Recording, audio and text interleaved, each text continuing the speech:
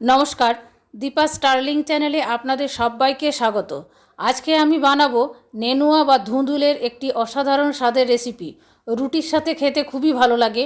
অনেকেই এই সবজিটা খান না, কিন্তু একবার এইভাবে রান্না করে দেখতে পারেন, খেতে কিন্তু খুবই ভালো লাগে। চলুন দেখে নেওয়া যাক আমি কিভাবে রান্না করি সেই পদ্ধতিটা। আমি এখানে 500 গ্রাম নেনুয়া নিয়েছি। নেনুয়াগুলো খুবই কচি। বাজারে কিনবার সময় কচি নেনুয়া দেখে দেখে কিনতে হবে। নেনুয়া একটু বয়স হয়ে গেলে খেতে ভালো লাগে না। প্রথমে আমি নেনুয়াগুলো ছুলে নেব। এইভাবে পিলার দিয়েও খোসাটা ছাড়াতে পারেন, অথবা ছুরি দিয়ে এরকম ঘষে ঘষেও ওপরে গ্রিন পোর্শনটা বার করে দিতে পারেন। খুব নরম সবজি, তাই হালকাভাবে ছুলতে হবে। ছুলবার সময় বেশি প্রেসার দিলে ধুঁধুলগুলো ভেঙে যেতে পারে। আমি এইভাবে সবগুলো ধুঁধুলি আগে ছুলে নেব। ধুঁধুলগুলো খুবই কচি আর নরম, সেই জন্য কাটতে গিয়ে একটা দেখুন ভেঙে গেল। এখন আমি এগুলো টুকরো টুকরো করে নেব।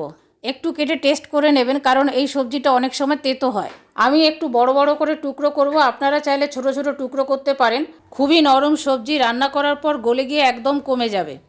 একই রকমভাবে সবগুলো নেনুয়া বা ধুঁধুল আমি কেটে নেব। সবগুলোই কাটা হয়ে গেল। এখন আমি রান্নাটা শুরু করব। সেই জন্য কড়াইয়ের মধ্যে দেব 2 টেবিল চামচ সর্ষের তেল। আপনারা রিফাইন্ড অয়েলও রান্নাটা করতে পারেন। তেলের পরিমাণটা আপনারা নিজেদের পছন্দ অনুযায়ী কম বেশি করে দিতে পারেন। আর এর মধ্যে দেব 1 টেবিল চামচ ঘি। ঘিটা দিলে টেস্টটা অনেক বেশি ভালো হবে। ফোড়নে দেব 1 চা চামচ গোটা জিরে। জিরেটা পুটপুট আওয়াজ হচ্ছে, জিরেটা হয়ে গেছে। এর মধ্যে দেব পেঁয়াজ কুচোনো। আমি এখানে 2টো বড় সাইজের পেঁয়াজ কুচিয়ে নিয়েছি। পেঁয়াজগুলো খুব বেশি ছোট ছোট করে কুচোনোর দরকার নেই। বড় বড় করে কুচোলে বা স্লাইস করে কেটে নিলেও কোনো অসুবিধে নেই। পেঁয়াজগুলো হালকা একটু ভেজে নেব। পেঁয়াজগুলোর মধ্যে কালার এসে গেছে।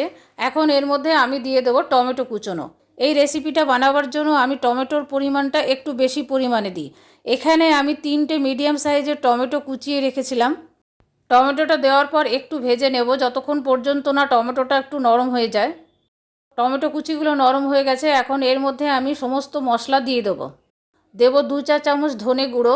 এখানে আমি জিরে গুঁড়ো ব্যবহার করব না। পরিমাণ মতো হলুদ, অল্প একটু কাশ্মীরি লঙ্কার গুঁড়ো, আর স্বাদ মতো নুন।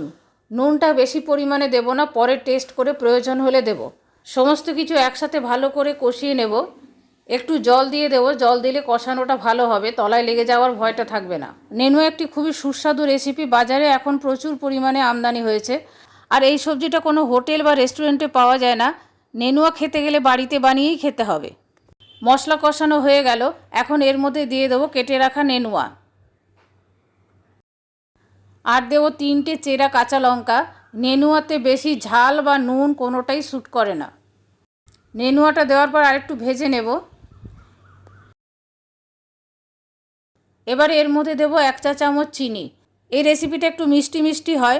মিষ্টি খেতে অসুবিধে থাকলে দেবেন না। একটু নাড়াচাড়া করে ঢাকা দিয়ে দেব। নেনুয়া থেকে যথেষ্ট পরিমাণে জল বেরোয়, সেই জলেই নেনুয়া সেদ্ধ হবে আর গ্রেভিও তৈরি হবে। গ্যাসের ফ্লেম সিম করে ঢাকা দিয়ে দেব। 15 মিনিট পরে ঢাকাটা খুলব। দেখুন কতটা জল বেরিয়েছে, যথেষ্ট পরিমাণে গ্রেভি হয়েছে। টেস্ট করে আমি আর একটু নুন দিয়ে দিলাম। নেড়ে মিশিয়ে নেব নুনটা। গ্রেভিটা চাইলে আপনারা শুকিয়ে নিতে পারেন, অথবা এই রকমই রাখতে পারেন। আমি এই রকমই রাখবো, এর থেকে বেশি শুকোবো না। এর মধ্যে চিংড়ি মাছ দিলেও খেতে কিন্তু খুব ভালো লাগে। এখন আমি গ্যাস অফ করে দিয়ে সার্ভিং বলে তুলে নেব। এই রেসিপিটা রুটির সাথে খেতে খুবই ভালো লাগে। আপনারা ভাতের সাথেও সার্ভ করতে পারেন। আমার এই ধুঁধুল বা নেনুয়ার রেসিপিটা আপনাদের কেমন লাগলো কমেন্ট করে কমেন্ট বক্সে জানাবেন। ভালো লাগলে প্লিজ একটা লাইক করে দেবেন, শেয়ার করবেন, আর সাবস্ক্রাইব করে বেল আইকনটা টিপে দেবেন পরবর্তী নোটিফিকেশনের জন্য।